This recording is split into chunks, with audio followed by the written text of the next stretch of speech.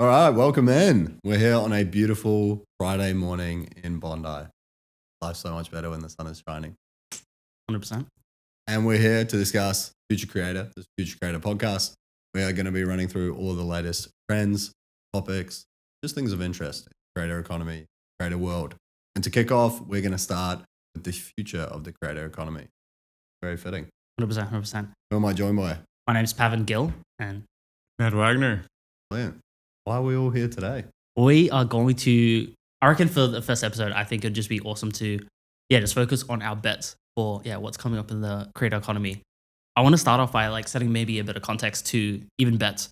I think it's so interesting, and I think about this a lot, but when people place bets on things, there's conscious bets and subconscious bets, essentially meaning if you buy a property, the conscious bet is I'm betting on this property to go up in price. That's how we think about it, right? Even if we think about even a partner, we're placing our bet that this is going to be our future, wife or whatever. But what's interesting is what are the subconscious bets that we also take by choosing this. So even if you invest in property, the subconscious bet is that, the country or the area you're in is going to stay safe or is going to, still feel good. So I think it's interesting that the decisions that we make also, the bets that we are taking, we have subconscious bets around it that we're not super aware of. So even going on YouTube or Instagram, we're essentially taking our bet on short form or long form. So it's just interesting to see what the subconscious bets are as well. Yeah, I think the subconscious bet for all of us is that the creator economy is going to be around for a long time. And it's only going to become more important in everything that we do. Every layer of business, whether that's B2C or B2B, creator economy is going to be at the forefront because everyone's vying for attention.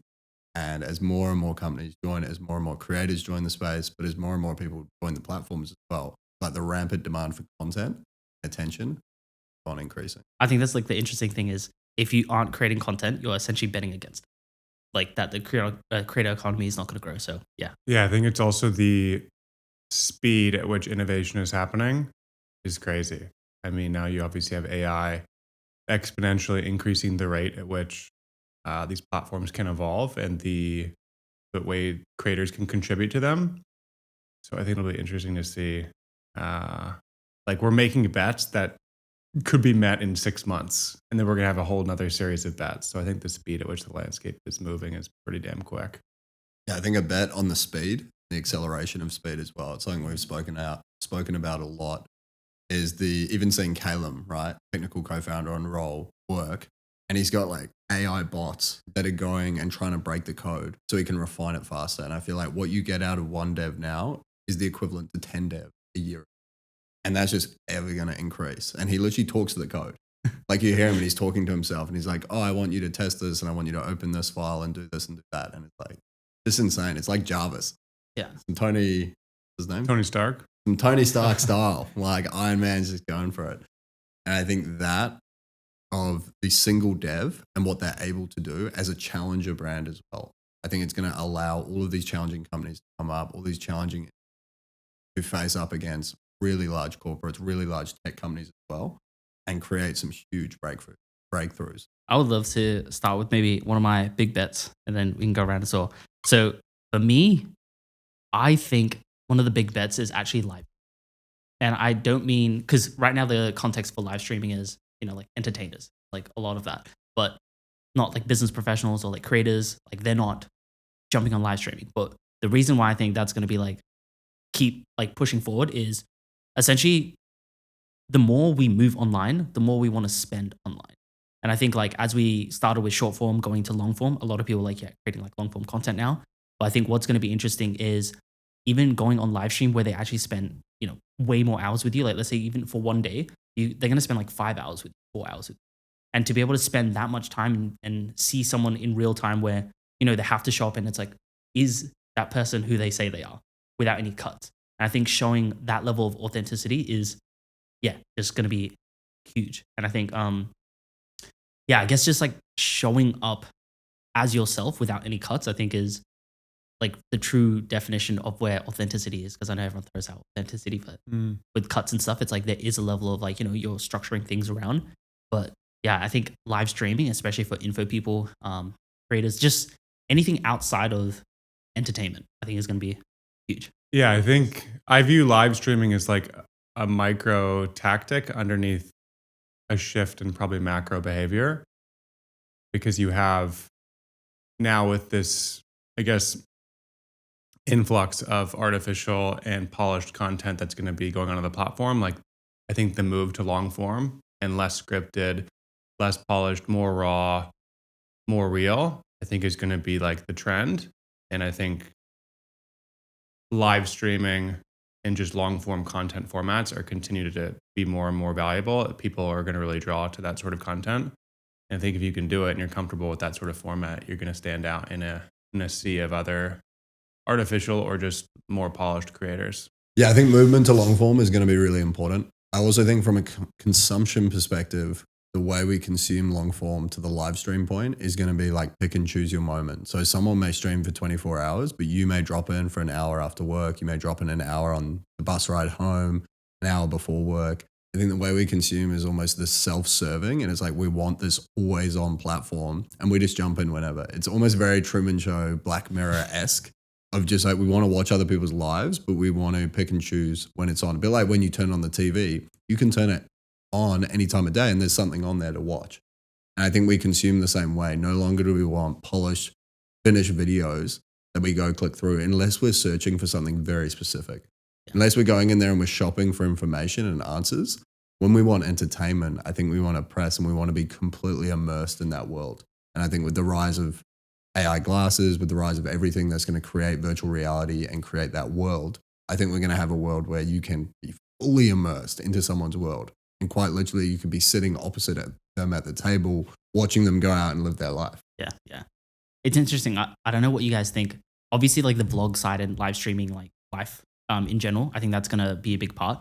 What do you guys think about live streaming for info type videos where you're like connecting with your audience and giving them like advice or feedback or like solving problems in real time? Because I think that shows the level of authority that, you know, like it shows the level of authority versus like a behind the screen, you know, I'm kind of like writing out a script or something, but being able to like solve problems in real time and show that, I just think that's going to be something that could be like pretty.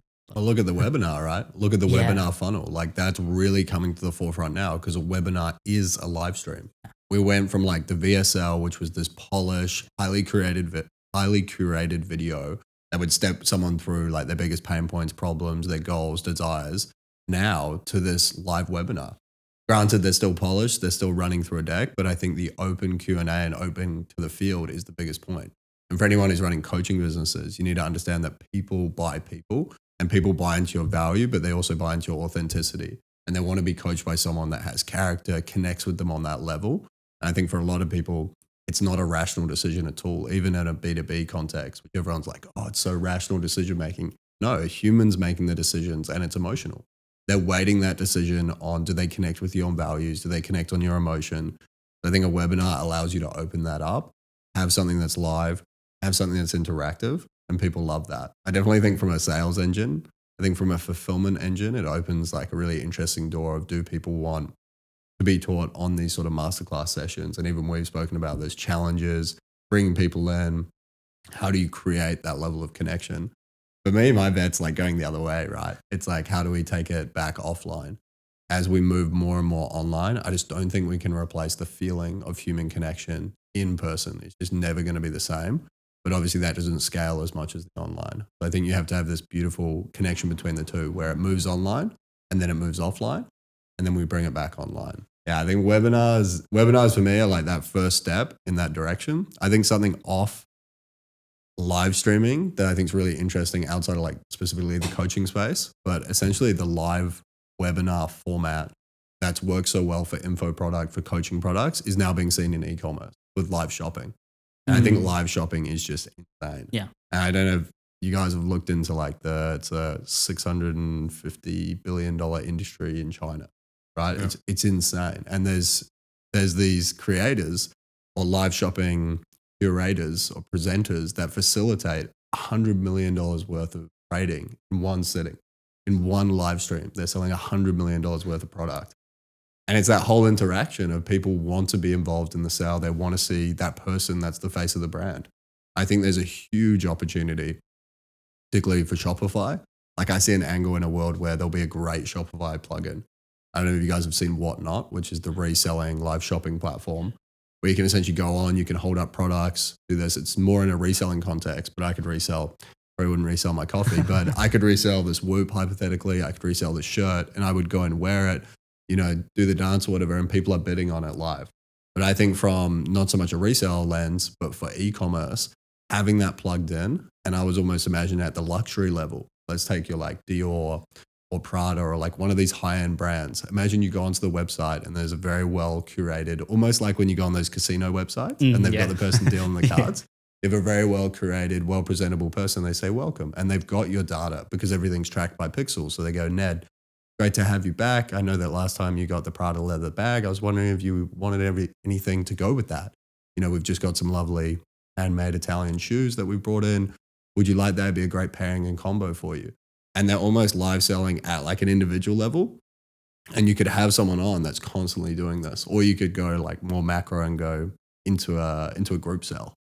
I think just that as like a way to present and push products is really interesting because I think storefronts are becoming more and more dead, right? Yeah. But what's the purpose of a storefront?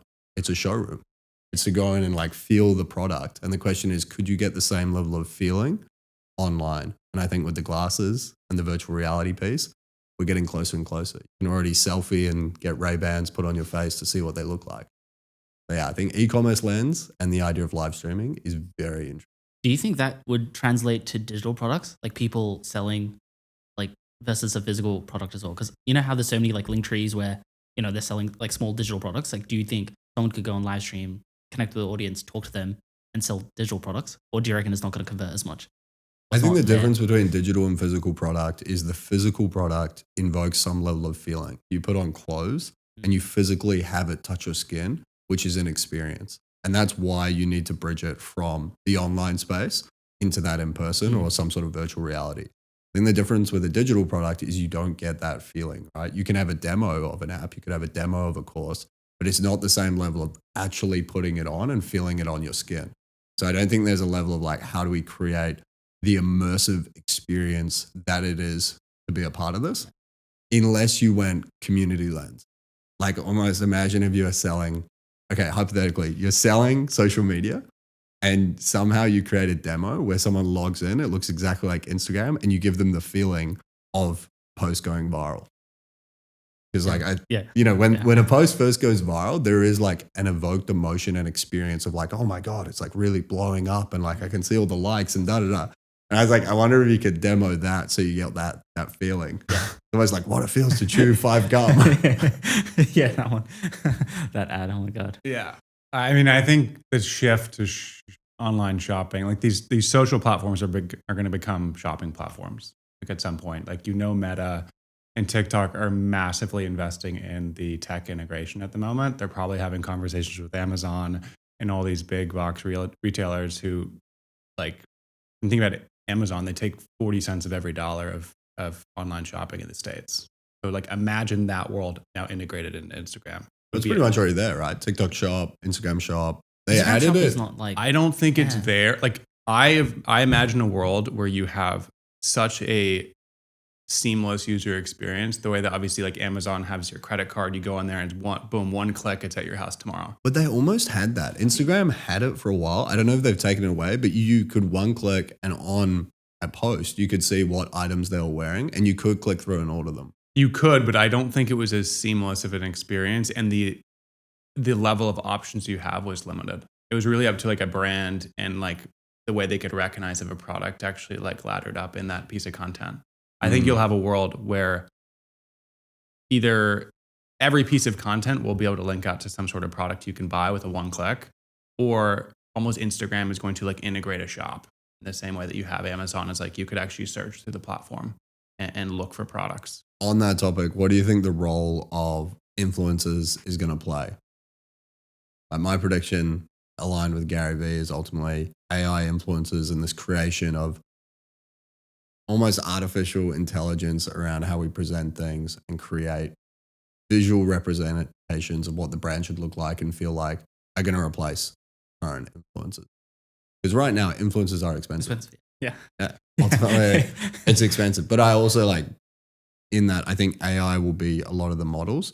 I think we will move to a world where it's insane for us to think that Ronaldo once upon a time actually went to the shoot and shot that piece of content. It would just be like, why would Ronaldo ever do that? Because there's the key man risk of like, oh, Ronaldo's having a bad day, X, Y, and Z. It's like, why wouldn't you just send Ronaldo's duplicate digital identity that can go and perform, can go kick top bins every single time. Bicycle kick and everything, yeah. Yeah, like why, and we already see this, right? Because like you look at most ads and you're like, okay, there's a lot of like CGI involved there. We don't know necessarily what's happened. We don't even know if that's person there. And we just take for face value, oh, okay, like whatever, Lewis Hamilton, he's standing with that. That makes sense. He obviously went there and did that ad. But I don't think it dictates whether we trust the ad any more or less. I would still say that I totally agree because like so much is CGI, even the background of like so many ads and stuff. It's like, yeah, it's all VFX and stuff.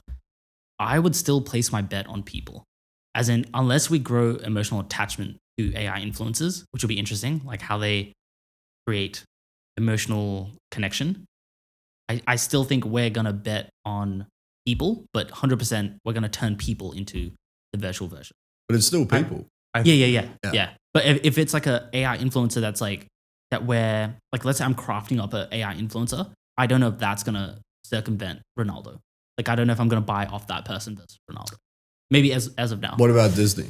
What do you mean Disney? As in like Disney Mickey characters? Mouse, right? Like we've had these characters previously in the past that become so well known that we then place some sort of emotional attachment and trust to that character.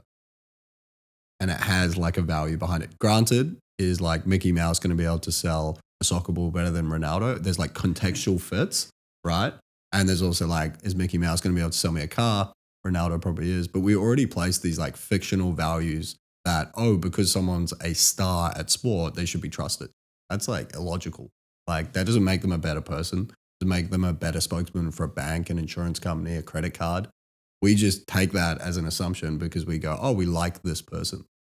I think as long as we like whatever it is, there is a world where we could associate some value to it. I think it's more extending existing brand. And that's actually why I think if you don't build a brand in the next 6 months, with the rise of AI and what people are going to be able to do in terms of presenting a digital avatar of themselves, you are going to be so far behind and it's going to be so hard to catch up. I think there's a lot of different layers you could unpack with AI influencers, but I think you're almost going to have two splits in the path. I think you're going to have brands really lean into AI influencers because they can craft a narrative they can control. And when you get to like big box companies, their brand perception is so important that the way they want to control that is going to be incredibly curated, I think. But I think on the flip side, from like a creator-led standpoint, I think you're going to have a lot more creators pushing their own products versus pushing the products of other brands. You're going to have this like weird model where there's like a direct to fan model and then almost like a big box strategy that's trying to compete with that. And I think it's going to be interesting on like how they both compete, but then also play together. Because obviously brands are going to be looking for people to promote their products. Yeah, I think the big piece becomes like digital identity. Even if we look at what Jake Paul did with Sora, is like the licensing of your digital identity and to be able to package up and sell that to a company, I think is incredibly interesting. Because for me, I'd be like, okay, Jake Paul right now, he's got all these brand affiliations, right? And if you looked at a calendar, it'd be like a lot of shooting content. But now it's like, okay, could you remove all of the physical component of him actually being there? And now he could 10x the amount of brands he works with zero added time for the individual. And I think at a creator level, you are trapped by, you've got 24 hours in a day. If you have back-to-back shoots, like I shot with JD yesterday, it took like a couple hours out of my day, traveling there. What if JD just signed and I said, oh yeah, you can use my digital identity, just chuck me on the shoes. Like I shot 8 shoes, right? It's like, yeah, just drop me into that set, chuck me on the shoes. They then don't have to hire that set. They hired a beautiful house in Panorama. They had like a G-Wagon out the front with the JD. It's like all of that be created like that with AI.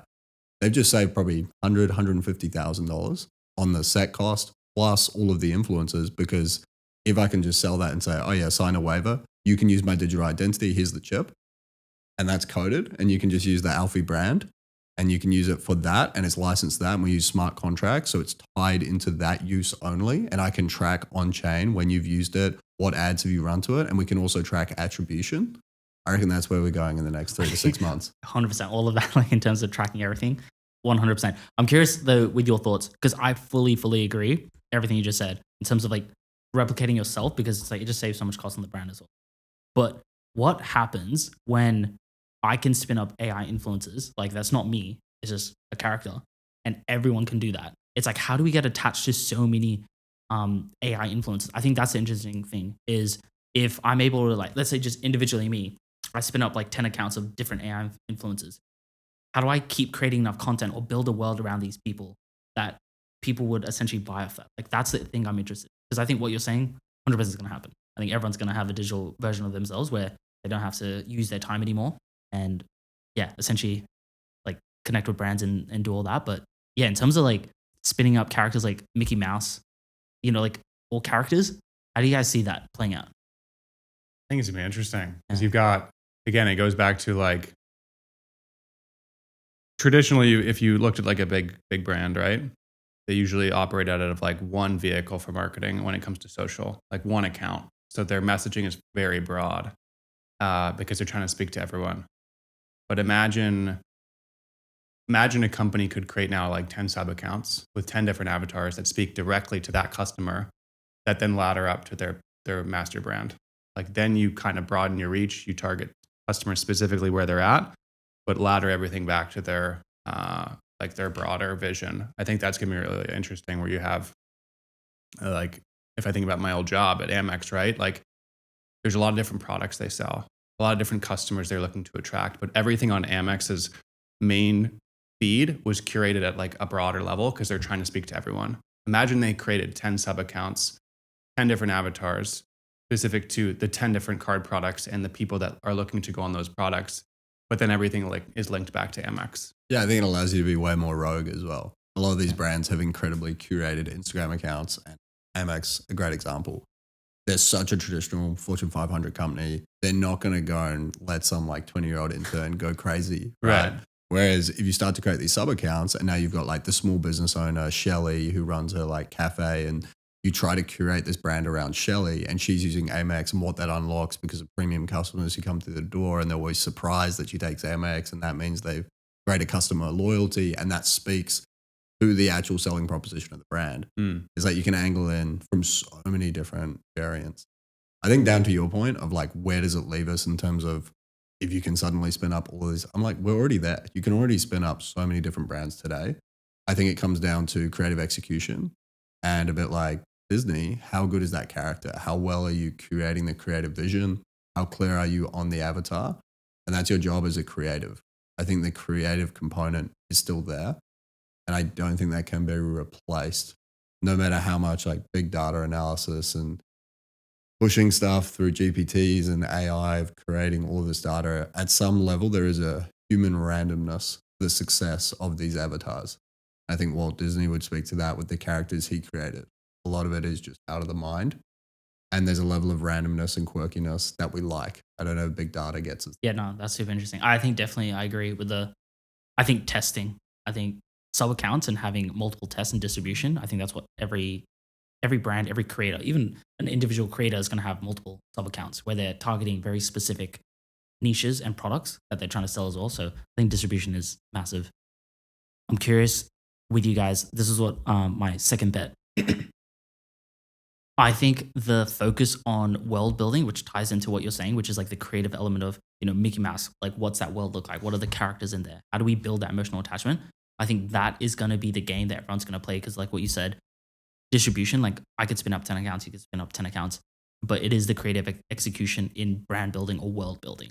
I think that is going to be absolutely everything. And I've given this example like so many times, I think, to you guys, but I'll just say it like for audience as well. But 100, 200, 400 years ago, I don't know when exactly, but when people started creating clothing, it was like hard to make. Like it was, someone needed the skill to be able to like actually create a piece of clothing, whether a shirt, a hoodie, whatever it is. But it's like, we have got to this point now where we can create clothing so quickly. Like we could all just spin up like clothing brands, right? But people aren't buying the clothing anymore. Back in the day, it was like, I just needed a piece of clothing because I needed to stay warm. But now it's not about the like staying warm or like staying protected. It's all about what is on the shirt. It is the brand on top of it that people are buying into. Absolutely everything that we buy is because of the world built by the brand.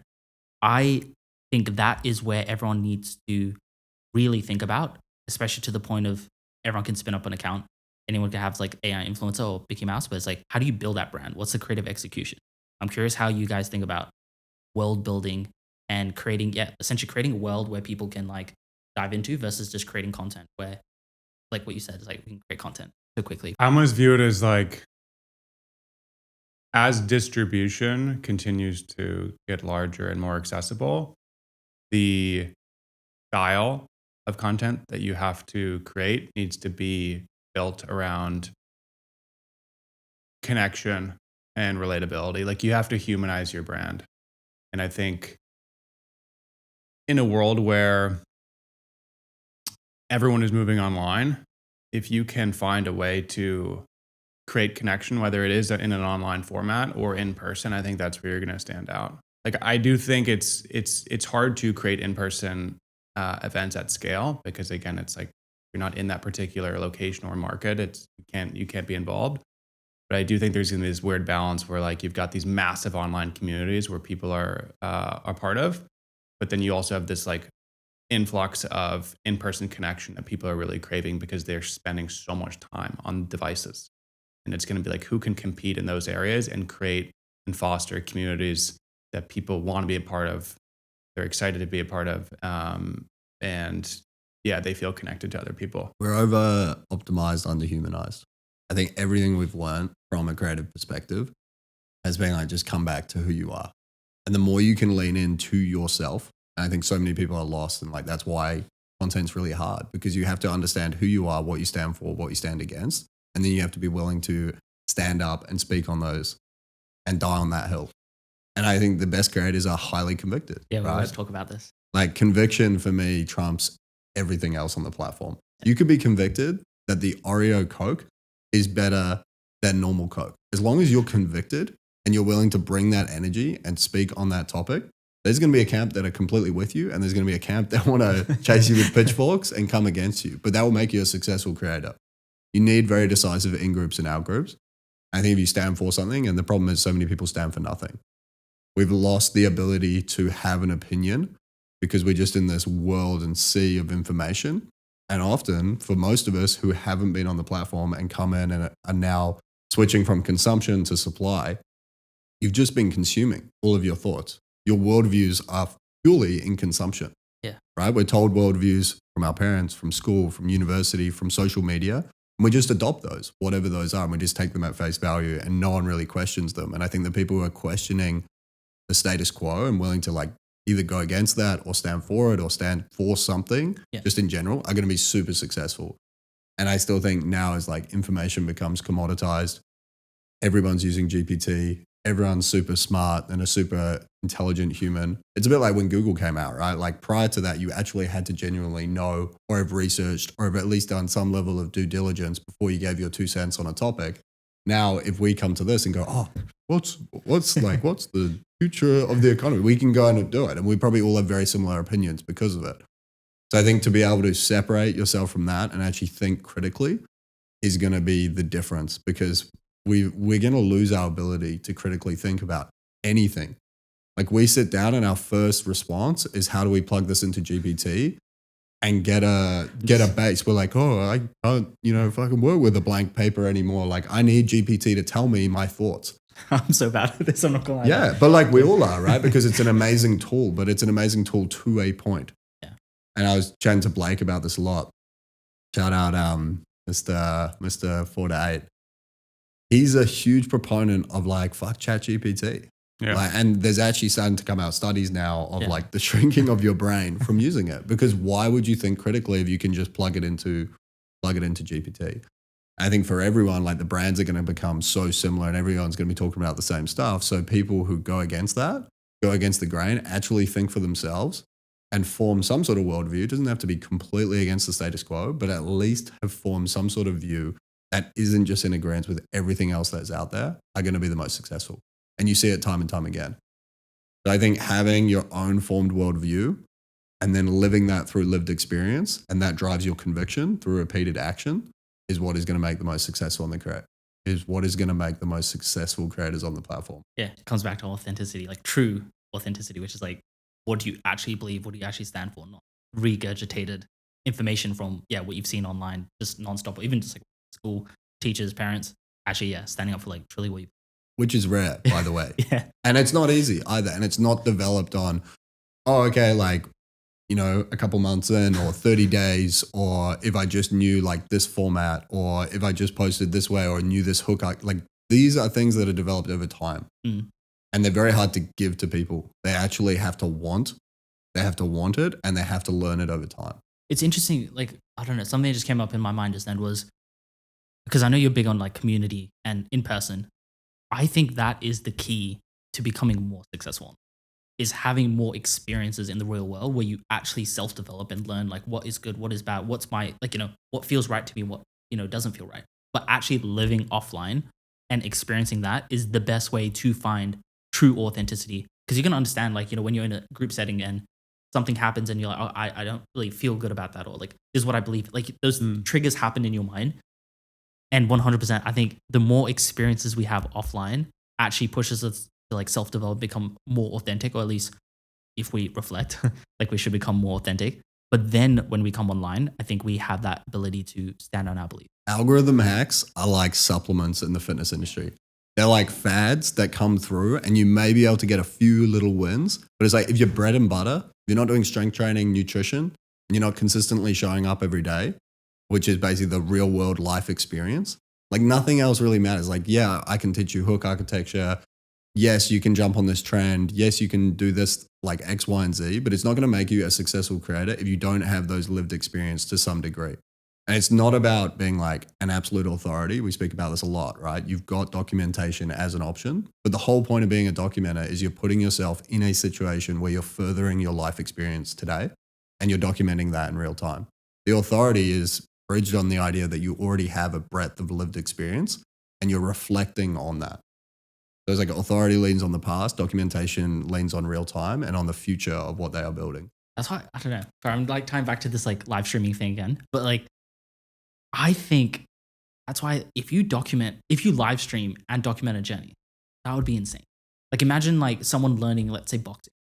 Like imagine going and live streaming that and actually watching, when you get tired after, X amount of rounds, and it's like the mindset that you talk into the camera, like, how you're feeling, why you're pushing for it. Like just documenting that whole journey on a live stream, I think is going to be one of the greatest ways to like really build like brand. I think again, it ties into the real world experience. You're actually experiencing real life, but you're not too focused on curating. If that makes sense. Like it's just live stream. It's just actual documentation, which is why I think live streaming, I don't know. I just have a strong feeling that people are going to jump straight into live streaming and documenting things in that way, because it's less time in terms of editing. You don't need to, it's like you live and your focus is in person. Like that's the focus. Yeah. I think people crave being a part of something. And it goes back to that like emotional connection that I think the world is starting to lack because we're all online so much. But if you think about social media and people essentially spending hours a day on their phones, it's like if you can latch onto something, whether it's a community or someone else's journey, that's something that they can now feel part of and bought into. And I think if you as a creator can obviously foster that for a consumer, online or in person, you're going to be incredibly successful. And you see it down in, like, if we look at in-person events, right? We see it down at the promenade, like 500 people run clubs. It's like people are clearly craving some sort of connection, whether it's in person or online. And if you can give that to them, you're going to be successful.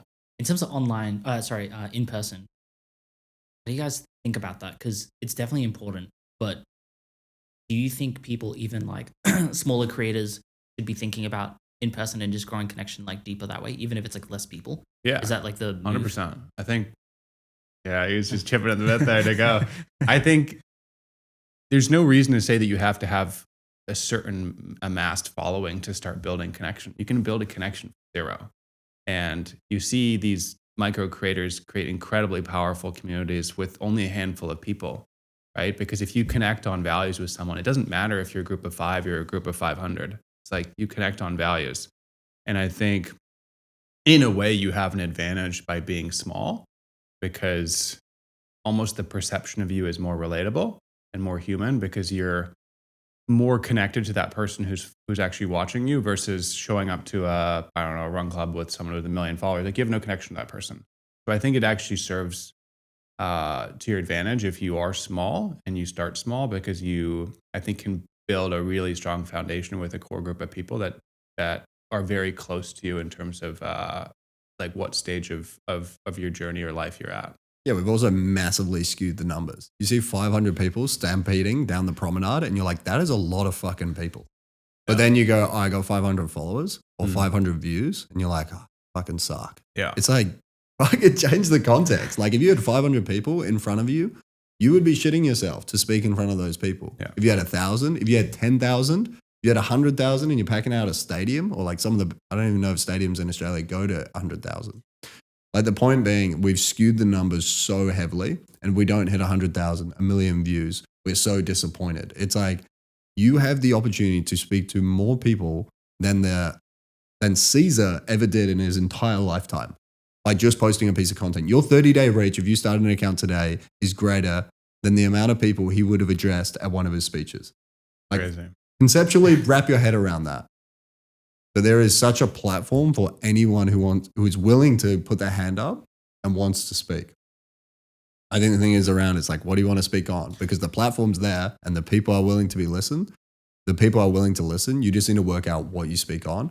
I think for a lot of people, there is a road of self-discovery of what are they convicted on. I think more and more people are coming onto the platform without a clear level of conviction. And they've just got to understand that their journey is starting now. You document something now. When Mr. Beast started, people weren't cheering for him. He didn't have millions of followers, right? When he started, he was just a kid. Same with like Aman, right? When he started his journey, he was just a kid fucking around, building agencies. Same with Mr. Beast. He literally said Logan Paul 100,000 times on live stream. Like, he was just doing anything to go viral. No one cares when you first start, but you've also got to realize that like the journey is what you're documenting. It's like the reason why people are so bought in and like Aman Ghazi's journey is because now he's this super successful guy, like hundreds of millions of dollars, whatever his value is. But he's documented from day one. So it's like, if you come in today and are live streaming on day one, but you don't have the body of your dream, you haven't made the millions of dollars, people aren't going to support you, because ultimately they would just look at you and go, oh, well, you can't be that serious about it. Like, you know, it's still early days, right? And for the most part, they're right. You're 30 days into your journey. Like, why should someone vouch for you? But when you're like 3 years in and you've documented that and you've actually made leaps and bounds, and now you're boxing and maybe you're going like semi-professional, or maybe you're not, but you're still consistently showing up every single day, that's what people respect. And I think people want the respect at day 30. It's like, you want the respect 3 years in. You've got to accept that and realize that. And then there's the other side of people who've actually done the work and are 3 years in, but they haven't turned on the camera yet. And that's when you come in, add an authority, and your job is to educate people of how relatable you were when you first started. Like David Goggins, right? Did his personal brand start when the camera turned on, or did it start way back when he was clearing cockroaches as a rodent exterminator? That's when it first started. It's just that he only started documenting a hell of a lot later. Yeah. And like, you know, I bet if you said to David, hey man, wouldn't it have been cool if someone like filmed your life, right? Wouldn't it have been cool if someone had like a videography crew back when you were an exterminator, back when you were like 300 pounds and had that black singlet? It's such an iconic photo because it's probably the only photo that he has back there. And that's the thing, is like, when you're in that position, of course he doesn't want to film himself. Why would he possibly want to film himself? He's amounted to nothing. But that's the thing, if you back your ability to become something in the future, like, start filming now. Because you're going to want those before photos bad. Yeah. Like, I bet you wish you had way more photos and videos of you at Amex with your head in your hands. You got all chubby, you know.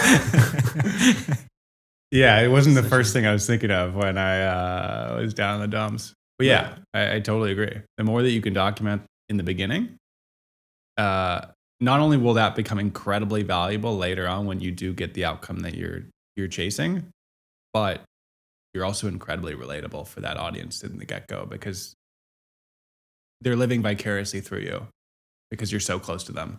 But it takes a level of confidence to speak something into existence. Correct. And a level of conviction in self, particularly if you've amounted to nothing. Mm. And that's the difficult thing. That's why it makes it exciting too, because it's 100%. like, is it going to happen? How like every day are they going to show up? Let's talk about that. Let's talk about the barrier to entry and probably, I would say fear primarily as like a new creator of stepping on the platform and either setting a goal to work towards or speaking very convicted on a topic, right? Like when you think about your own journey, right? Stepping into the world of content, how did you think about overcoming that level of fear to actually start creating, putting yourself out there? And how do you think about it now as someone who's taught hundreds of people to do the same? I'll give you a better example to start with. So I'm going to take Shelby Sapp, right? And I think she's crushing short form game. I look at her, and if you actually go back to where she started, she used to document door-to-door sales. She used to document her knocking door to door, and it was more of like a daily report. Oh, this is how it went. This is what happened. Now you see her content, highly convicted. She didn't have that level of conviction when she first started because she was still knocking on doors doing door-to-door sales. Not to say that she wasn't great at sales, but it's just she hadn't built out that level of conviction there. So over time, as she's documented, as she's accumulated a larger and larger audience, and as she's got more confident in her skill of selling, obviously teaching people, doing all those things, that lived experience now reflects in her content. And I would say she's an absolute authority now. That's a beautiful transition from documentation to authority. For me, it was documentation of 75 Day Hard. It wouldn't have made sense for me to speak with authority on the topics of quitting drinking, locking in, like sorting your life out. And same to like once I built the audience, it wasn't until a year later, once I'd built the audience, built a very successful fitness business, that I started speaking on those topics with authority. I think you just gain conviction and authority over time with more and more lived experience. I guess my question is more so, how do you get someone to feel comfortable documenting? Because you're putting an imperfect version of yourself on the platform when the platform and the way they're programmed historically has always been about like putting the most perfect version of yourself on there. By injecting them with belief. And if they truly believe that what they're documenting is going to happen, it comes back to almost manifesting in a way. If you truly believe that what you are documenting is going to happen, what you are striving for, you have a clear vision for yourself and what you are going to achieve, I think it puts you in a position to be willing to document it, because although you're not perfect today, you know that that is short term. You know that you are about to undergo a transformation. So you are willing to put yourself out there. I think there's also an added benefit of accountability. I had done or attempted 75 Day Hard before. Got like 10 days in, the weekend, I was out at a party. It's just like, whatever, I'll just fold it, whatever. Like I haven't told anyone about it. There is an element of telling your goals that does hold you accountable as well. I think putting yourself out there puts you in a position of accountability. So you've got to ask yourself why you're documenting, what you want to achieve, and getting really clear on that vision. Yeah, and I would say anytime you start something new, you're going to be bad at it. You have to accept that. You start to play piano, you never played piano before. You're going to struggle to find the keys, right? I think people have this, fear of putting themselves on the platform because they're obviously going to put an imperfect version of themselves out there to the world to judge. And social media is very much an environment where there is a lot of negativity, and typically people will bring you down versus pushing you up. That's the kind of the first reaction you're going to get. And I would say for any new creator that's thinking about starting but is trapped in fear, it's like you either create the life you want or you accept the life you have. And you have to accept that when you start something new and you step onto the platform and you start posting content, is one, you're going to look ridiculous because you haven't achieved the thing that you want to achieve yet. And two, you're not going to be good at it because you haven't done it before. And if you can accept those things and just focus on the input and getting better, like that is when you can ultimately achieve what it is that you're looking to achieve. And that is when ultimately the praise and the success and the admiration comes from people who are watching your stuff. I would actually say inverse to that. Say you take the piano example. You have the goal to become like a top pianist, and you start and you are shocking, like so bad. And you started documenting then. I actually think people are more supportive than if you were mid-tier and okay and said that you want to become the top.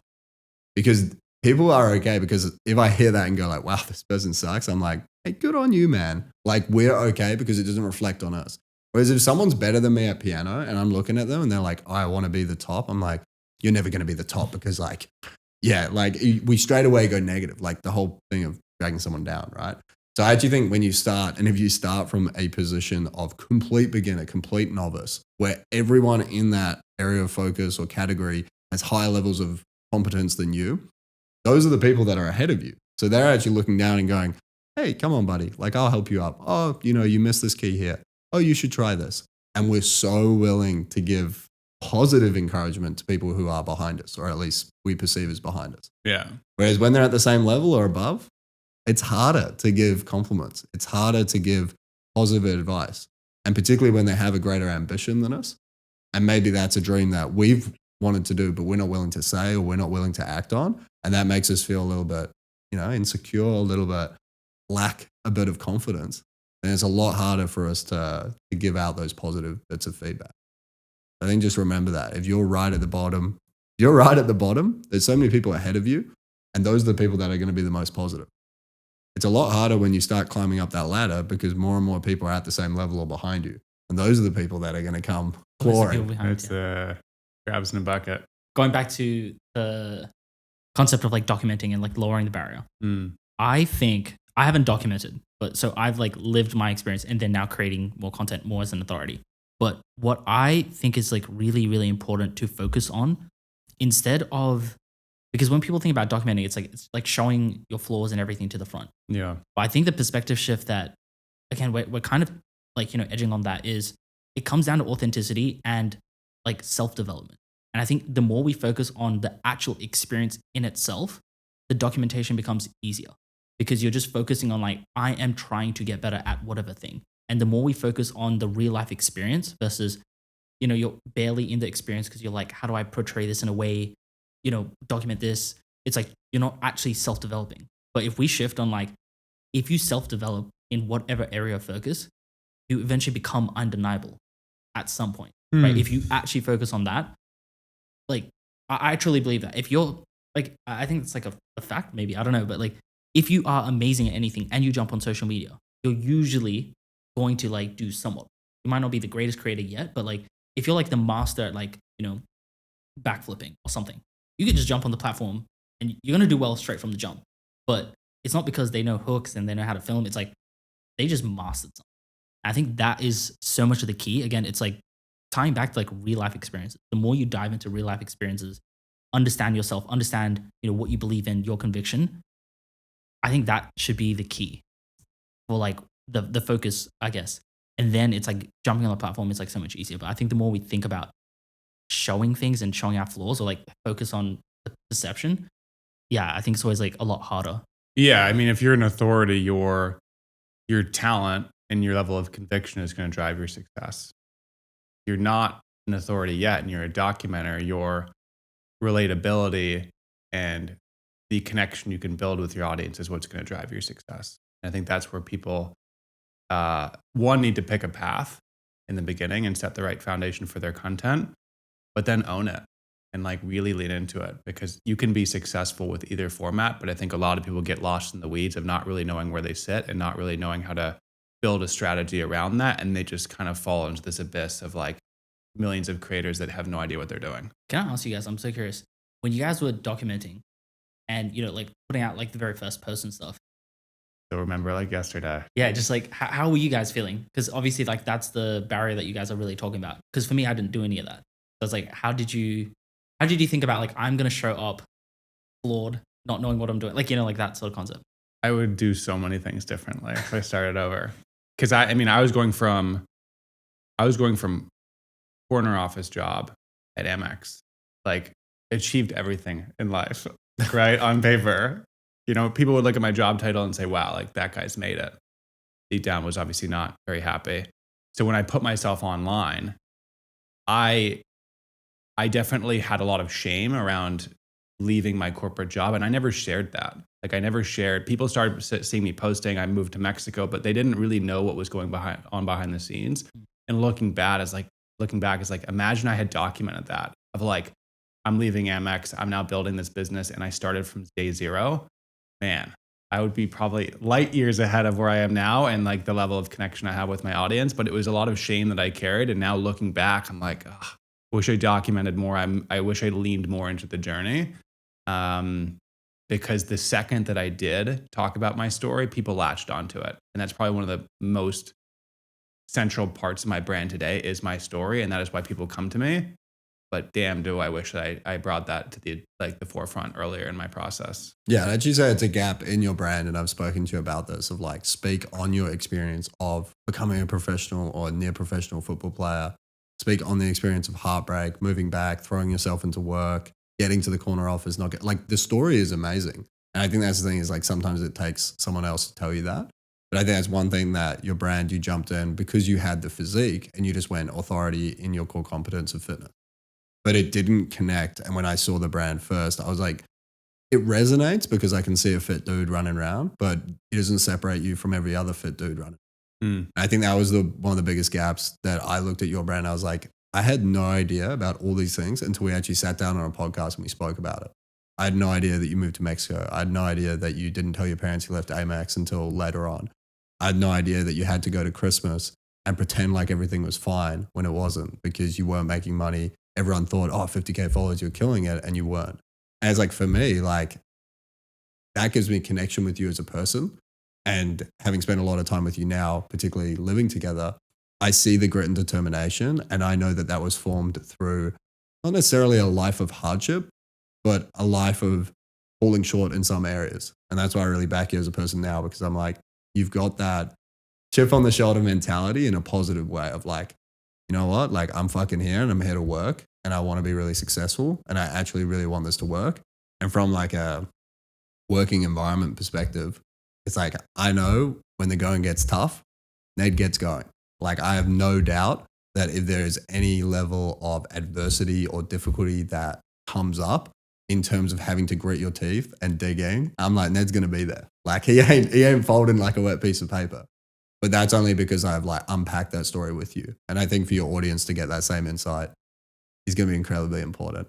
And I think something we both touched on as big advocates of visual storytelling, where you have B-roll, text and overlay, it's very hard to get that across. Very hard to communicate that. And that's why I think people are moving to long form. I think that's why verbal storytelling is coming across, because it's hard to articulate that entire story with just images and text and some viral audio. Yeah. Whereas you start to see it when you speak, you start to see it when you speak on conviction, you see the level of emotion in the voice.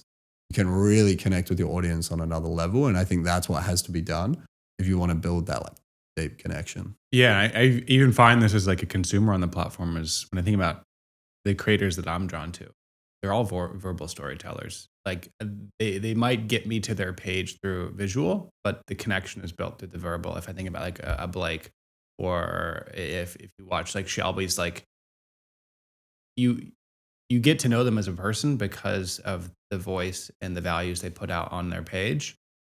And I think about my platform today is like I built such a big following off visual storytelling. A lot of my connection was built when I actually leaned into the verbal. And it's something that I want to do more on is do more verbal storytelling in short form and then pair that with obviously the long form on YouTube. But I think across any brand on any platform, if you can find the format that drives the most connection, that is ultimately where we're going to find the most success. It's crazy. Like you've been mentioning this concept of the campfire. I think it really comes down to this and like tying everything together, I guess, in terms of authenticity. Speaking and sitting around the campfire and sharing stories verbally. I don't know, maybe they did it differently, but I think just speaking is the strongest version of authenticity I think we can have, because it's, I don't know how to say it. It's like, it's just raw. Like when you are speaking, we can just see the facial expressions. We can see that, we can hear the tonality. And I think that is the authenticity that people either buy into or they don't, based on whatever values that you have. 100%. Yeah. It comes down to like verbal storytelling for sure. I think it just ties into that campfire sort of concept of if you sit around and you just talk to each other and just share concepts and ideas and lessons. Yeah, you that's how you build those connections. It's not through like you can do it through other like versions, but I think verbal is definitely the rawest version of showing up as authentically as you can, if you can show up authentically. Yeah, I think a skill for all of us is doubling down on our verbal communication. And the only way you get better at something like that is by doing more of this. Podcasts, sharing. Ned and I are currently doing a challenge at the moment where we're filming a piece of content every single day. Ned's been very useful at that. I've been very good at it, where you film a piece of content every day and you just riff off the top. And I think the ability to articulate yourself and speak with conviction, again, you need to pick topics that you are interested in and passionate about. And that's really important. And everyone's got something to share that they're passionate about. The great thing about social media is, given there's 5 billion people on the platform, I guarantee if you are passionate about anything, if you're passionate about wooden tables, you start speaking about wooden tables, there is someone on the platform who's going to connect with that and also be passionate about wooden tables. And they would love to learn more about wooden tables, or they would love to at least see you talk and develop your knowledge in area of and develop your knowledge and competence about wooden tables. And that's the beautiful thing, is like you can choose whatever you want. It doesn't have to be fitness, doesn't have to be wealth building, could literally be anything. And if you speak on the platform and are willing to put yourself out there, you will be incredibly surprised. You'll be surprised the doors that open and the network alone. For example, if I take the wooden table example, you could start speaking passionately about wooden tables. There's going to be someone out there, millionaire, billionaire, who also loves wooden tables, and they will come knocking. Like, hey, I love that piece of content. I do really like the way the wood forms on the wooden table. And just that connection alone, I mean, you're one connection away from your life completely changing. Yeah. And social media used correctly is an incredible tool for connection. Well, I think these platforms are becoming so smart, where if you use that wooden table example, it's going to serve it to that audience. It's going to find it, right? So there's always going to be an audience that you can form depending on, no matter how niched your interests are, which is great because it puts you at an incredibly competitive advantage. Just like no matter what you put on the platform, you're going to be able to form a group around it. And then I think second is it differentiates you, because when everything is commoditized now and everyone looks somewhat equal online, it's like if you can find those like niche little sub-interests, that's where someone can latch onto you as a creator and share a lot of common ground. Like someone that I think of, granted he's a big creator, is Tom Nosky, right? Like Tom told me, he's like, so many of the customers that come through because of the Ironman training, is they connect with him on his Ironman training. Like there's a lot of people who can service that particular skill set that he's teaching, but they connect with him on values of training and Ironman and competing. And like, that just is like one example, but you could have a different interest that you're passionate about, that someone connects with you on. That's the reason they buy into you as a person. Yeah. To conclude, the future of the creator economy is going to look like a shift towards long form. We think that verbal is going to be a huge part of that, and the ability to share stories and verbally communicate is going to be fundamental. Beyond that, AI, the rise of AI influencers, I think the trust in brands are already there. The trust in people is required.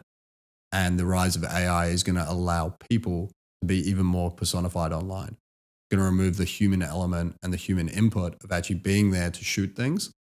And rather, we're going to have these digital representations of existing brands. We see live streaming and online shopping being a huge part of the future of e-commerce and just the way that we interact with brands. We're going to crave more and more human connection as we move more online. That's going to need to transcend in both community offline and community online, and the interaction with the individual. For anyone who is creating content today, the need to foster connection with your brand is more important than ever before. Whether you're a small creator or a big creator, zoom out, realize that 500 people is a lot of people. 500 views is a lot of views. You zoom out onto the macro level, if you put those people in front of you, there'll be a lot of people to speak to. This was the Future Creator Podcast, episode 1. Been a pleasure. Thank you so much for watching. Please like and subscribe and comment down below any future topics that you want us to discuss, and see you in the next one.